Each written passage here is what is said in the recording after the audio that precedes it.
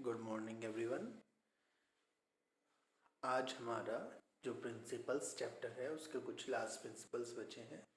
आज हम उन लास्ट प्रिंसिपल्स को पढ़ेंगे और इस चैप्टर को फिनिश करेंगे। सबसे पहले है convention of full disclosure. Full disclosure principle कहता है कि अकाउंटिंग करते वक्त हमें जितनी भी इंफॉर्मेशन है, अकाउंटिंग करते वक्त जिन भी हमने मेथड्स का इस्तेमाल करा है, पॉलिसीज़ का इस्तेमाल करा है, प्रिंसिपल का इस्तेमाल करा है, जो भी इंफॉर्मेशन है अपनी फाइनेंशियल स्टेटमेंट से रिलेटेड, प्रॉफिट लॉस से, बैलेंस शीट से, कुछ भी बातें हैं जिससे भी यूज़र्स ऑफ अकाउंटिंग को फ़र्क पड़ सकता है, जितनी भी बातें हैं उन सब टोटल बातों को आपको डिस्क्लोज़ करना पड़ेगा, बताना पड़ेगा यूज़र्स ऑफ अकाउंटिंग को, लिख कर बताना पड़ेगा। जब आप बैलेंस शीट देंगे उनको तो साथ में वो बातें भी लिख कर बताएंगे यूज़र्स ऑफ अकाउंटिंग को। यूज़र्स ऑफ अकाउंटिंग के बारे में आप जानते हैं कौन कौन होते हैं?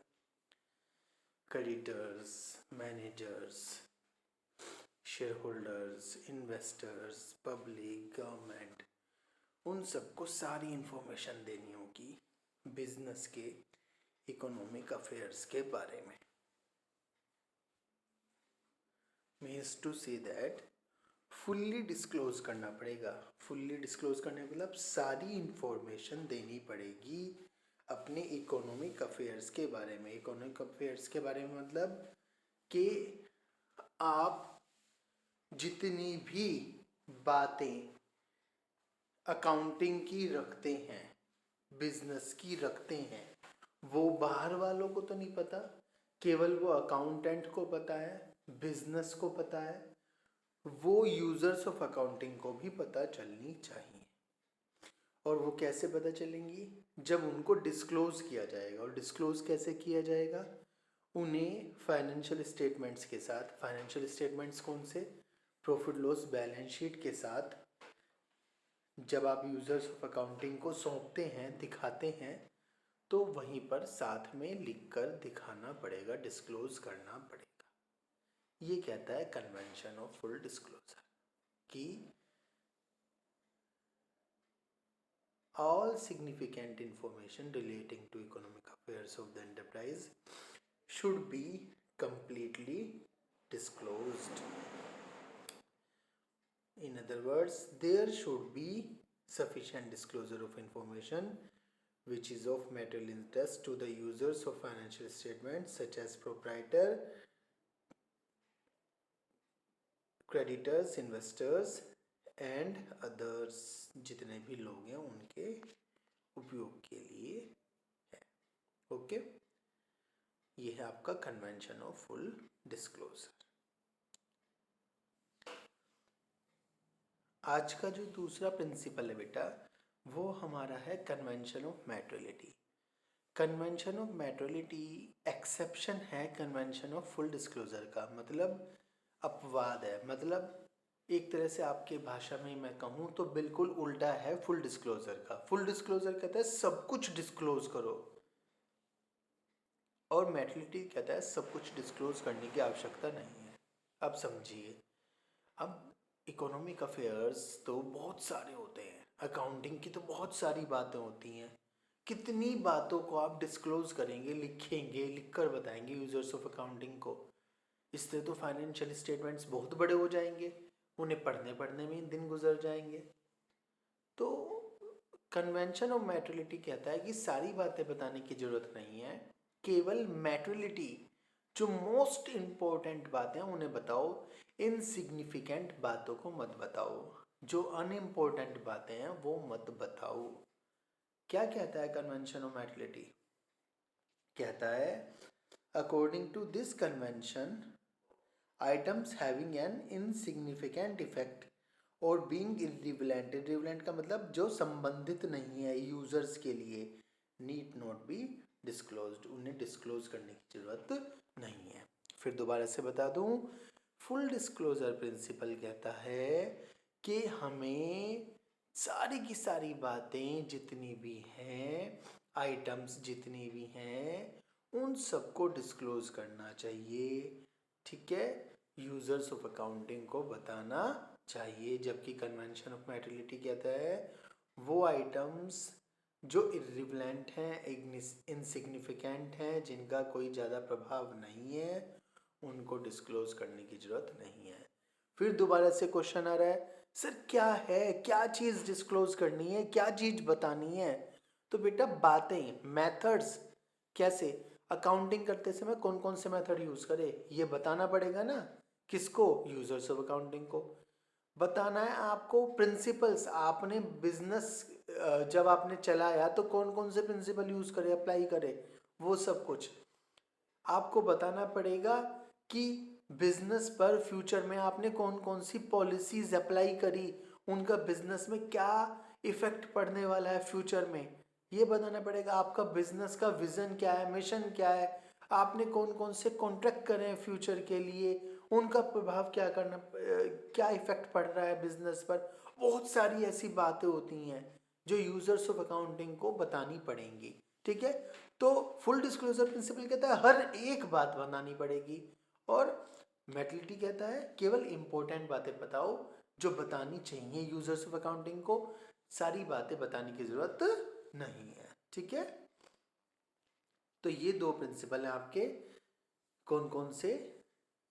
फुल डिस्क्लोजर, मेटलिटी, जो एक जैसे हैं। फुल डिस्क्लोजर कहता है सभी बातें, मेटलिटी कहता है केवल सिग्निफिकेंट। ओके, लास्ट वन, जो सबसे लास्ट प्रिंसिपल है आपका, वो है कंजर्वेटिज्म प्रिंसिपल या प्रूडेंस प्रिंसिपल। बहुत ही इंपॉर्टेंट प्रिंसिपल है ये। क्या कहता है ये प्रिंसिपल? ये कहता है all anticipated losses should be recorded in books of accounts, but all anticipated or unrealized gains should be ignored. In other words, conservatism is the policy of playing safe. यहां तक आपको लिखना है। इसके हिसाब से कि भविष्य में आने वाले जितने भी लॉस हैं, यदि आपको लगता है आने वाले हैं, तो उनके लिए पहले से ही इंतजाम कर लो। सर हमको कैसे पता चलेगा कि भविष्य में, फ्यूचर में लॉस होने वाला है? पता चलेगा ना बेटा, आपने डेटर्स क्या कौन है? जिन्हें उधार सामान बेचा। आप उधार सामान बेचते हैं? हाँ बेचते हैं। तो उधार सामान जब बेचते हो आप, तो सबसे कैश नहीं आता, सबसे पैसे वापस नहीं आ जाते। कुछ लोग होते हैं जो बैड डेब्ट्स कर देते हैं। बैड डेब्ट्स का मतलब पैसे वापस नहीं देते, बुरे ऋण हो जाते हैं। अब उनके लिए पहले से इंतजाम कर लो, प्रोविजन बना लो। पहले से कैसे इंतजाम कर लो कि हाँ अब कुछ लोगों से पैसे वापस नहीं आएंगे, पहले से ही तैयार हो जाओ।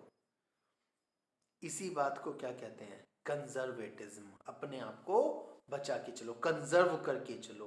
प्रूडेंस, पहले से ही समझदार बन जाओ। कंजर्व मीनिंग पता चल रहा है, समझ में आ रही है बात?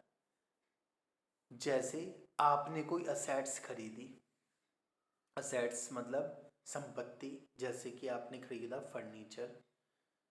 अब वो फर्नीचर की कुछ लाइफ है, से 10 इयर्स है।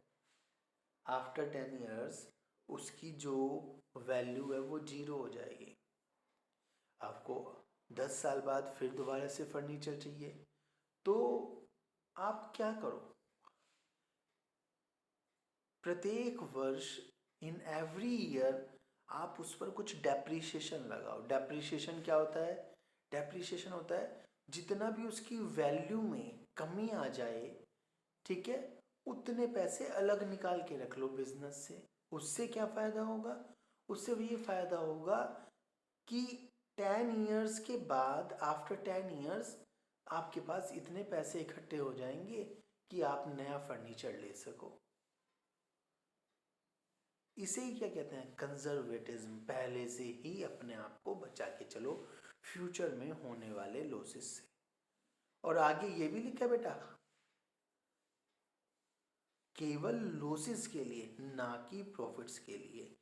Unrealised gains should be ignored. सारे गेन्स को क्या करना है? इग्नोर करना है। केवल प्रॉफिट्स के बारे में सोचना है, सॉरी, केवल लॉस के बारे में सोचना है, प्रॉफिट्स के बारे में नहीं सोचना। ठीक है, प्रॉफिट जब होने अपने आप हो जाएंगे। इसे क्या कहते हैं? Conservatism, convention of conservatism. Future में होने वाले सारे लॉसेस के लिए पहले से ही क्या कर लेना? इंतज़ाम कर लेना। इसका एक फेमस एग्जाम्पल आता है हमारे लिए। यहाँ पर देखिए फर्स्ट एग्जाम्पल जो दिया हुआ है, हमारा जो स्टॉक होता है, स्टॉक आप सब जानते हैं, हमने सेकंड चैप्टर में पढ़ा था। स्टॉक क्या होता है बेटा?